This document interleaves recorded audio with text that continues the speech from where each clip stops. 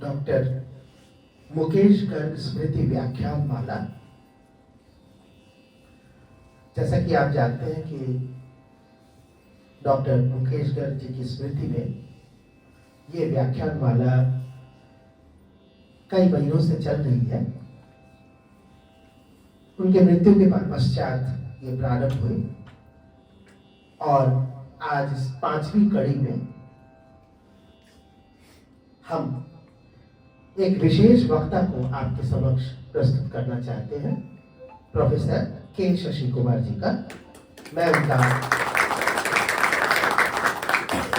शिल्पायन परिवार की ओर से शिल्पायन के इस छोटे से सभा कक्ष में हार्दिक स्वागत करता हूं। जैसा कि आपने पिछली व्याख्यान मालाओं की पिछली कड़ियों में आपने देखा था, सुना था कि हम लोग संगीत से जुड़े हुए किसी न किसी विषय पर कोशिश करते हैं कि काफी गूढ़ चर्चा व विचार विमर्श हो। और पिछले अंक में हम लोगों ने भारतीय शास्त्रीय संगीत के जो शास्त्र पक्ष के विभिन्न ग्रंथ हैं जो अलग अलग कार्यकाल में था, जैसे प्राचीन काल में, मध्यकाल में, आधुनिक काल में, उन ग्रंथों के बारे में आप लोगों से मिल करके बैठ करके चर्चा की, विचार विमर्श किया। कई वक्ताओं ने अपने अलग अलग विचार एवं ग्रंथों की उपयोगिता के बारे में, आज उनकी क्या प्रासंगिकता है, किस परिस्थितियों में वे लिखे गए, उस समय हमारे संगीत का स्वरूप क्या था, इन सब विषयों पर हमने काफी गहन विचार विमर्श किया। और ये 3 अंकों तक लगातार चलता रहा और लग रहा था कि समाप्त न हो, कुछ दिन और चले तो बहुत अच्छा है। लेकिन विषय का अंतर यानी विषयांतर भी होना चाहिए। जिस प्रकार से हम एक इतिहास को समेटना चाहते थे ग्रंथों के माध्यम से, हमारे भारतीय शास्त्रीय संगीत के इतिहास को और उसकी गहराई को देखना चाहते थे कि हमारी ये संगीत का शास्त्र पक्ष कितना गहरा है, कितने हजार वर्षों से कैसे विकसित हो रहा था, उस समय क्या स्वरूप था, वो विवर्तन होके आज किस स्वरूप को प्राप्त हो गया है, इन सब के बारे में हम अपना ज्ञान वर्धन कर रहे थे। आज इसका बिल्कुल दूसरा पक्ष कि हमारे संगीत का फैलाव किधर किधर है। अभी तो हम गहराई नाप रहे थे, अब देखना चाहते हैं कि ये चौड़ाई लंबाई कितनी है। भारतीय शास्त्रीय संगीत एक ऐसा संगीत है जो हमारे पूरे भारत देश में ही नहीं बल्कि भारतीय उपमहाद्वीप के जितने भी देश हैं उन सब में समान रूप से फैली हुई है और कहीं ना कहीं से वे सभी एक सूत्र से जोड़ने का काम कर रही है। हो सकता है कि राजनीतिक रूप से हम बहुत सारे देशों से अलग कटे हुए हों, एक दूसरे के सामने हथियार लेकर खड़े हों, लेकिन संगीत की दृष्टि से देखा जाए तो हम तानपुरा लेकर के एक दूसरे के साथ खड़े हैं और ये हमें इंसान से इंसान को जोड़ता है और हमें लगता है कि संगीत का ये एक बहुत बड़ा उद्देश्य है। अगर डॉक्टर मुकेश गर्ग जी की बात करें तो उन्होंने स्पष्ट रूप से कहा कि कला और संगीत, कला के जो विभिन्न रूप है उसमें से संगीत भी, ये इंसान को इंसान बनाने में मदद करता है। हम इंसानियत के रास्ते में कैसे आगे बढ़े, कैसे हमारा इंसानियत विकसित हो और हम धीरे धीरे मनुष्य होने के लिए, मनुष्यता के लिए आगे के पदक्षेप की ओर बढ़ते चले जाए, इसके लिए संगीत की महती भूमिका है, हर कला की है। क्योंकि कला में जो सबसे बड़ा तत्व होता है वो सौंदर्य का होता है, आनंद तत्व, सौंदर्य तत्व, इन सब से मिला ये कला का जो रूप है, इसका जैसे जैसे विकास होता जाएगा हमारे दृष्टिकोण में व्यापकता आएगी और उसमें इतना फैलाव आएगा, हम ब्रॉड माइंडेड होते चले जाएंगे। हम जो एक दूसरे को अपने संकुचित विचारधारा के अंतर्गत रख करके हम अपनी इंसानियत को छोटा करते जाते हैं, वो सब चीजें दूर होती चली जाएंगी और हम एक वास्तव में विश्व मानव बनने की दिशा में अग्रसर होंगे। और ये काम मुझे नहीं लगता डॉक्टर मुकेश गर्ग जी कहते हैं कि ये काम मुझे नहीं लगता है कि संगीत के सिवा और कोई कला भी कर सकती है, क्योंकि किसी भी कला के लिए हमें, जैसे अगर हम साहित्य की बात करें तो भाषा का ज्ञान होना चाहिए, लेकिन संगीत भाषा से भी परे है। अगर आप उसका संगीत गान, उसके विषय में शब्दों को अगर ना भी समझे तो भी संगीत का आप आनंद ले सकते हैं। तो इस प्रकार संगीत वास्तव में वैश्विक है, और इसी वैश्विक स्वरूप के कारण अगर इसमें विकास होता जाए तो हमें लगता है कि हम एक मनुष्य के दृष्टि से और मानवता की दृष्टि से और भी अच्छे और सफल होते जाएंगे। हमारे साथ इस समय समाज में कई तरह की दिक्कतें हैं, कुछ हद तक हमारी शिक्षा व्यवस्था की वजह से भी है। शिक्षा व्यवस्था में कुछ ऐसी चीजें कमी महसूस की जा रही है जिससे हमारी दृष्टि में उस तरह से व्यापकता या फैलाव नहीं आ रहा है जितना आना चाहिए। कहीं ना कहीं हम अपनी संकुचित मानसिकता का परिचय दे करके हम अपनी मानवता को शर्मसार कर देते हैं। जैसे एक छोटी सी बात कहें कि भारत में संगीत के दो अलग अलग धाराएं बहती है, जिस दोनों धाराओं का स्रोत एक ही है, लेकिन दोनों धाराएं अपने आप में बहुत पुष्ट है।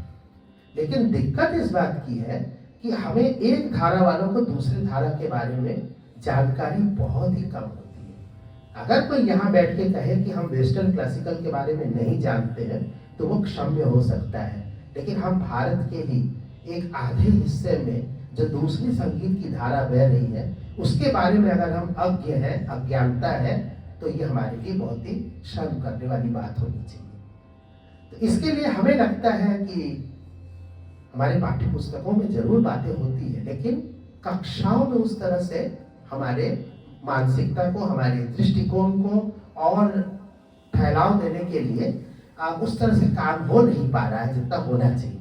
क्योंकि मैं देखता हूँ कि हमारे देश में जो अलग अलग संगीत की धाराएं बह रही हैं उसके बारे में विद्यार्थियों के ज्ञान अत्यंत सीमित है। वे उसके प्रति उस तरह से आदर दिखा नहीं पाते और समझ नहीं पाते, तो ठीक से उसको आनंद भी नहीं ले पाते। तो शास्त्रीय संगीत के साथ एक छोटी सी दिक्कत है, वो ये दिक्कत है कि आप उसका आनंद ऐसे उठा भले ही सकते हैं, लेकिन जब आप उसके बारे में थोड़ी जानकारी ना कर ले, थोड़े से उसके बेसिक्स के बारे में बिल्कुल ही आपको ज्ञान ना हो, तो आनंद लेते हुए भी कहीं ना कहीं थोड़ी सी कमी रह जाती है। क्यों? क्योंकि हमारा जो ये संगीत है ये मात्र हृदय से नहीं सुना जाता है, इसके लिए हमें एक मस्तिष्क की भी आवश्यकता पड़ती है। हमारे संगीत में ये दोनों ही पक्ष पूरी तरह से विद्यमान है। कितने सारे संगीत ऐसे हैं, शायद आप किसी एक दूर दराज के गांव में जाएं, वहां पे एक लोकगीत कोई गा रहा हो, आप उसके शब्द ना समझे, कुछ ना समझे, लेकिन वो आपको अपील कर सकता है। लेकिन इतना ही शास्त्रीय संगीत के लिए आवश्यक नहीं है। शास्त्रीय संगीत का आनंद लेने के लिए हृदय और मस्तिष्क दोनों का समन्वय होना बेहद जरूरी है। तो हृदय तो उसको ग्रहण कर भी लेता है, आनंद को महसूस कर लेता है, आनंद उठा लेता है, लेकिन जो मस्तिष्क के लिए है उसको थोड़ा ज्ञान होना चाहिए, तभी वो पूरी तरह से आनंद ले पाएगा। तो शास्त्रीय संगीत में भारतीय संगीत को हम बिल्कुल दो हिस्से में बांटते ही हैं, आप जानते ही हैं। एक और उत्तर भारतीय शास्त्रीय संगीत जिसको हम हिंदुस्तानी संगीत कहते हैं, और दूसरी ओर दक्षिण भारतीय संगीत जिसे हम कर्नाटक संगीत कहते हैं। हम सभी इतिहास में अगर दृष्टिपात करें तो देखते हैं कि दोनों की धारा एक ही जगह से निकल रही है और एक ही राग, स्वर, ताल, श्रुति, नाद सारे ज्ञान को प्राप्त करते हुए ही ये दोनों धाराएं आगे बढ़ रही थी। जब एक जगह पे आकर के दोनों धाराएं थोड़ी सी आपस में अलग हुई और ये बढ़ते बढ़ते ये बड़ा ही अच्छा हुआ, ये अच्छा ही कहा जाएगा कि दो अलग अलग अत्यंत विकसित संगीत प्रणालियां हमारे देश में आ गई। जहां एक एक देश में, एक एक महाद्वीप में एक प्रकार का संगीत होता है, वहां पे हमारे देश में दो इतनी अच्छी विकसित दो संगीत प्रणालियां एक साथ आ गई, तो यह हमको और रिच बनाता है, हमारे बौद्धिकता को और पुष्ट करता है। तो आज हमने सोचा कि हमारे विद्यार्थियों को, जैसा कि हम हमेशा देखते हैं, बात करते हैं विद्यार्थियों को, उनको हम भी अपनी ओर से थोड़ा बहुत समझाने की कोशिश करते हैं। लेकिन मैं चाहता था कि हमारे विद्यार्थियों को ज्ञान एक कर्नाटक संगीत के विद्वान से मिलना चाहिए। मेरी दृष्टि में बहुत दिन से ही था, मेरी सोच थी कि मैं इनको बुलाऊं, लेकिन कुछ बात बन नहीं पाई थी। लेकिन अभी थोड़े दिन पहले हम सुबह बनारस में बिल्कुल बगल बगल बैठे थे, जैसे अभी बैठे थे, और उस समय मैंने आपसे कुछ बातें छेड़ी और उनसे मैंने जबरदस्ती परमिशन ले लिया कि आप हमारे यहाँ शिल्पायन में आएंगे और हमारे विद्यार्थियों को अपने ज्ञान से थोड़ा रस सिक्त करेंगे। तो भारतीय कर्नाटक संगीत पद्धति के शास्त्र पक्ष और व्यवहारिक प्रयोग, यहाँ पर ये दोनों बातें क्यों लिखी है? क्योंकि शास्त्र पक्ष के बारे में हमारे किताबों में है, हमारे सिलेबस में है, हमारे परीक्षाओं में इसके प्रश्न पूछे जाते हैं, लेकिन हम उसे मात्र व्यवहारिक प्रयोग को न जानकर, केवल मात्र उसको रट करके, पॉइंट्स याद करके हम काम चला लेते हैं। उसका क्या एक उदाहरण हमको उसी दिन मिल गया। मैं सुबह बनारस में बैठा था और आपने कुछ कर्नाटक संगीत के प्रस्तुतियां वहां पे उन्होंने दी। जब प्रस्तुति होती है तो अच्छा हुआ एकदम समय पे वेदांत आ गया, क्योंकि ये बात वेदांत से भी रिलेट करके है। तो मैंने देखा कि जो तबला वादक वहां मौजूद थे, उन्होंने शायद कर्नाटक संगीत सुना ही नहीं था, जिस वजह से जब वो बजाने लगे तो वो बिल्कुल ही किसी बात की परवाह किए बिना केवल अपनी ही बात कहते रहे। लेकिन आपको ध्यान देना चाहिए, जब आप संगत कर रहे हैं तो आप किससे संगत कर रहे हैं, किसके साथ कर रहे हैं, वो क्या कहना चाह रहे हैं, तब तो उसके साथ संग आएगा, तब तो तक संगत होगी। तो संग ही नहीं था, तो वो समझ नहीं पा रहा था कि क्या बजाना चाहिए, कहाँ पर क्या करना चाहिए। अंत में जो एक मृदंगम, ठीक है मृदंगम नहीं था, उसकी थोड़ी कमी तबले से पूरी करनी चाहिए थी। वो तभी संभव था जब उस संगीत को आप 2, 4, 10 बार 100 बार सुनते, तब तो आता आपको। लेकिन पता चल रहा था साफ कि कभी सुनने की जहमत नहीं उठाई। तो जैसा चाह रहे थे हमारे आज के मुख्य अतिथि विद्वान वक्ता प्रोफेसर शशि कुमार जी कि वहां पर इस तरह का बजाया जाए, वो उनको मिल नहीं पा रहा था। लेकिन ये ऐसे ऋषि तुल्य व्यक्ति है कि कोई शिकायत नहीं। वो स्टेज पर भी उन्होंने उसको बहुत अच्छे से तारीफ की, उसका पीठ थपथपाया, अलग से ताली लिया उनके लिए, और कोई भी शिकायत किसी से नहीं की। मैं सामने बैठा था, मैंने देखा कि जब उनका खत्म हुआ तो वो चाह रहे थे कि थोड़ा एक सोलो जैसा बजता है मृदंगम में, क्या बोलते हैं मुझे पता नहीं, अब आप बताएंगे, वो बजाए। उन्होंने इशारा भी किया, लेकिन वो तो समझता ही नहीं था कुछ, वो तो बिल्कुल नहीं जानता था। उसने ये भी नहीं ध्यान दिया कि आप जो गा रहे हैं उसका आवर्तन कितने मात्रे का है। वो अपने हिसाब से 12 मात्रा ठोक के खत्म, वो देख ही नहीं रहा था कि यहाँ पे जो हो रहा है वो 6 मात्रे का था या कुछ था।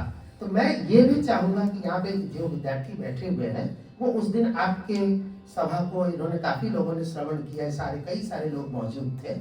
तो वो जो विशेष बातें थी, जो उसमें से कुछ लोगों ने महसूस किया, कुछ ने नहीं महसूस किया। तो जो मैं इस बात को यहाँ पे मैं छेड़ रहा हूँ कि आप उन व्यवहारिक पक्ष के बारे में भी जरूर बताइए जो शास्त्र पक्ष के अतिरिक्त। शास्त्र पक्ष यहाँ बहुत सारे लोग याद होगा, अभी किसे बोलेंगे तो पॉइंट वाइज गिना देंगे, क्योंकि उनको एग्जाम देना है तो रट लिया। किसी को यूजीसी की तैयारी है, किसी को कल ही पेपर है, हाँ इस तरह अलग अलग लोग हैं। लेकिन व्यवहारिक पक्ष क्या है इसका? तो मैं चाहता हूँ कि आज मैं ऐसा आग्रह है, चाहता क्या हूँ, मैं तो आग्रह करूँगा कि आप शास्त्र पक्ष जो किताबों में लिखा हुआ है उसको बिल्कुल हमारे सामने थोड़ा प्रयोग के रूप में सामने ले आए, जिससे हमको ये पता तो चले कि ये होता क्या है, इसमें ये क्या होना चाहिए, और इसको किस प्रकार से प्रयोग के रूप में मंच पे प्रस्तुति की जाती है। ये मेरा आपसे विशेष विनम्र आग्रह है कि इस विषय पर जरूर रखें। इसी वजह से मैंने इसका टॉपिक रखा है शास्त्र पक्ष व व्यवहारिक प्रयोग। और तो इसमें हम चाहते हैं कि व्यवहारिक प्रयोग के बारे में हमारे जो विद्यार्थी हैं उनका ज्ञान समृद्ध हो, वो इस बारे में जान सके कि होता क्या है। ये सही है कि आज आपके साथ मृदंगम नहीं है, आपके साथ वायलिन नहीं है, वीणा नहीं, कुछ भी नहीं है, फिर भी हम जानते हैं कि आप इतने उदार हृदय कलाकार हैं कि जो भी आपके साथ संगत में होंगे उनको साथ लेकर के हम लोग को अच्छी तरह से जरूर समझाएंगे। प्रोफेसर के शशि कुमार जी बहुत ही सरल हृदय के व्यक्ति। मैं इनको, जो कई लोग ऐसे ही बातचीत में कह देते हैं, अलग अलग गुण के लिए विशेषण लगा देते हैं, ये ऐसे है वैसे है, मैं इनके लिए एक शब्द का प्रयोग करूंगा। वो मैंने ऐसे ही नहीं रखा है, सोच के समझ के रखा है, ऋषि तुल्य। ये ऋषि तुल्य व्यक्ति है, इन्हें कोई शिकायत नहीं है, किसी प्रकार की तरह तरह की प्राप्त करने की कामना से अपने आप को इन्होंने विरक्त कर लिया है। जहाँ पे है करते हैं, और साथ में ऐसे ऋषि तुल्य बनने के लिए जो करना चाहिए, यहाँ पे जब भी बात होगी किसी गुण की तो उसके पीछे एक कारण होता है। इनका जो कारण है ये कर्मवादी है, कर्मठ है और कर्मवादी है।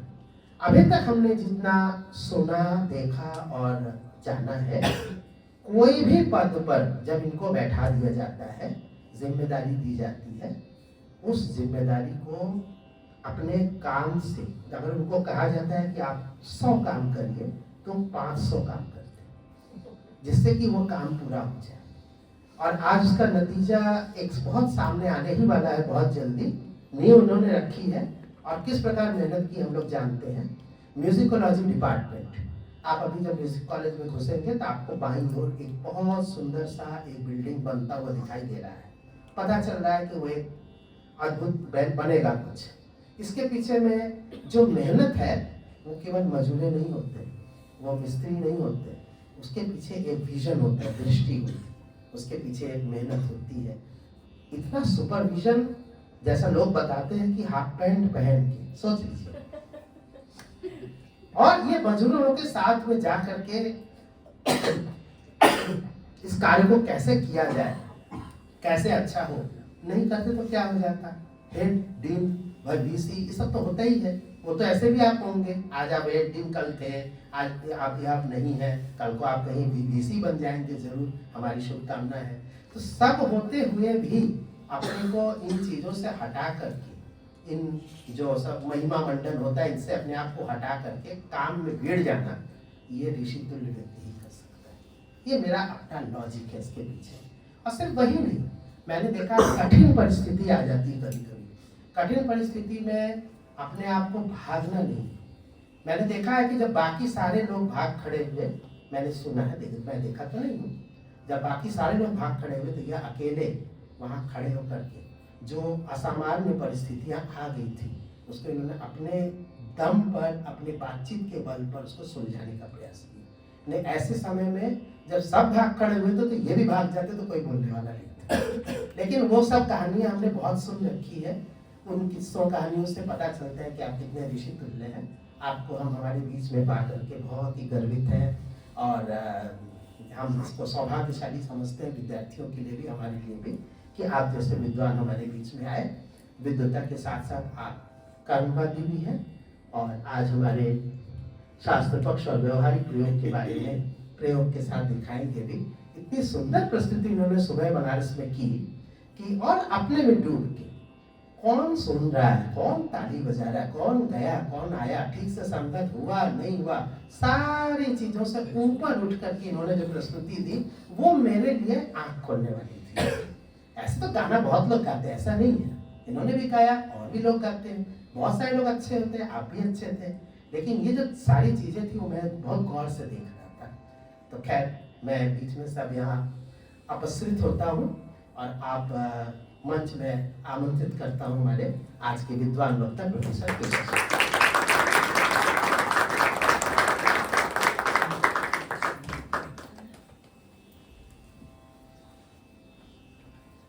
किसी का कैमरा होगा कुछ नहीं है?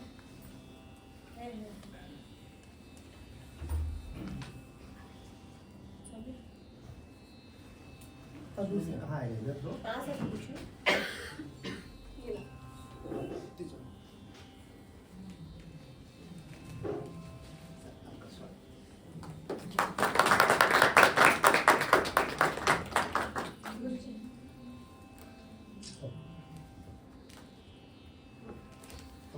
छोटा सा